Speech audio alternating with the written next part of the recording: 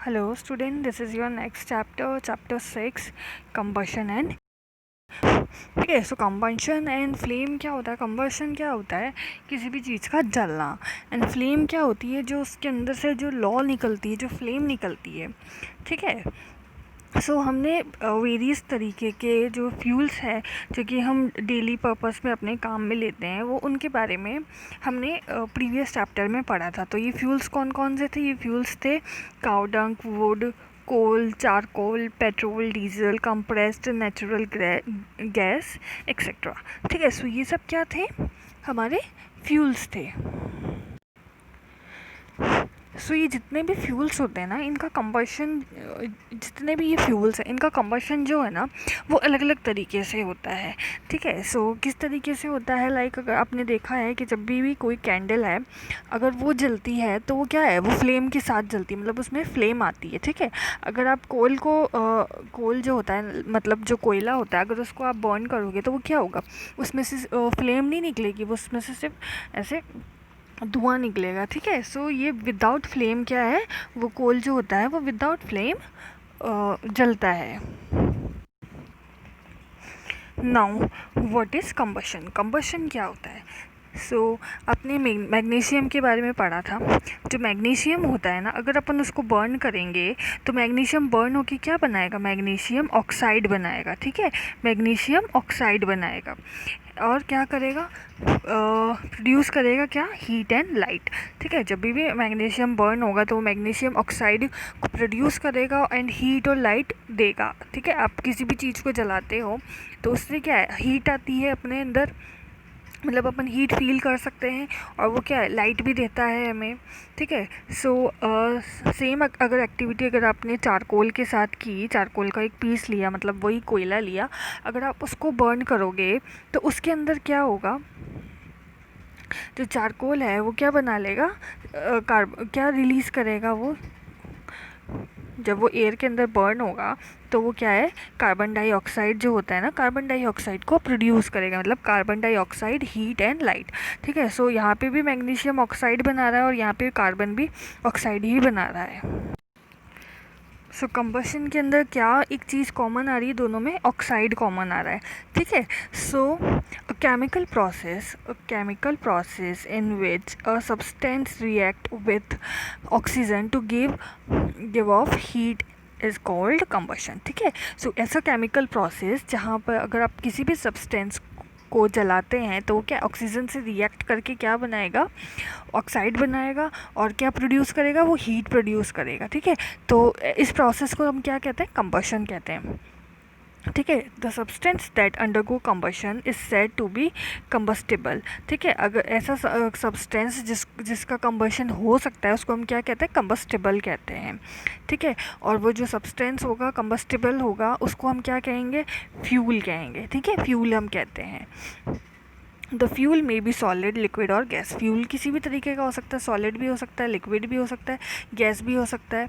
Sometimes light is also given off during combustion, either as a flame और as a glow. ठीक है। जब हम किसी भी चीज़ को जलाते हैं तो उससे क्या है?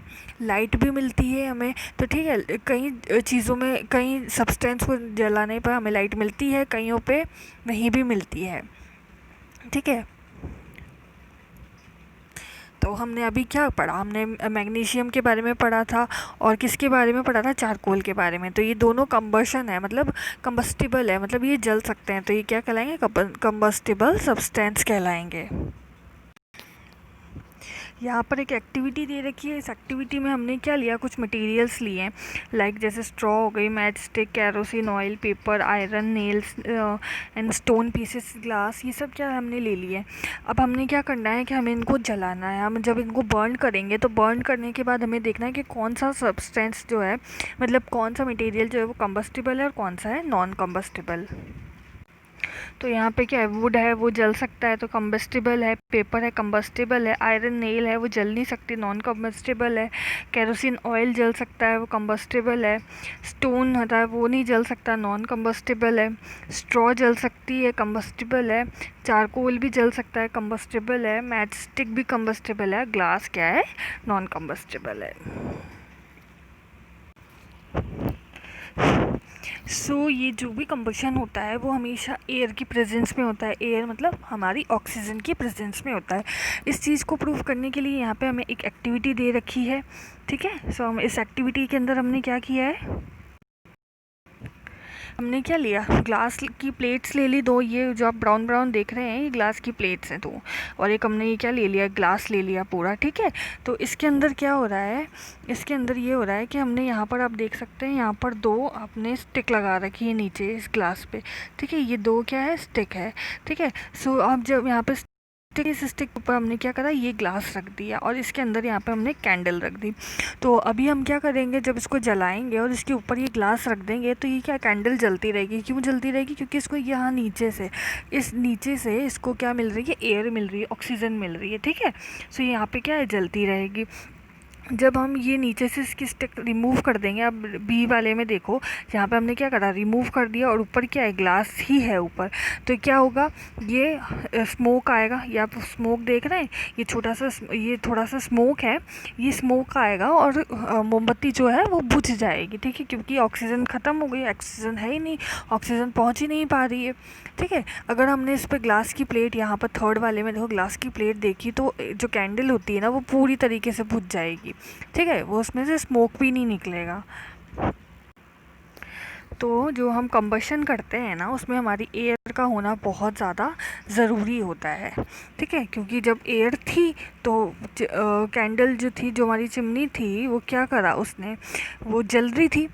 बी वाले केस के अंदर क्या हुआ, जब एयर उसके अंदर नहीं जा पा रही थी चिमनी के अंदर, तो वो क्या हो गया, सिर्फ बुझ गई वो, और सिर्फ फ्लिकर्स, मतलब जो उसका सिर्फ स्मोक्स था वो वही क्या हुआ, प्रोड्यूस हुआ, ठीक है। थर्ड वाले केस के अंदर क्या है, हमने बिल्कुल एयर को हटा ही दिया, मतलब बिल्कुल ऑक्सीजन थी जो वो ख़त्म हो गई। तो क्या हुआ, चिमनी जो थी हमारी, जो कैंडल थी वो बिल्कुल बुझ गई, ठीक है।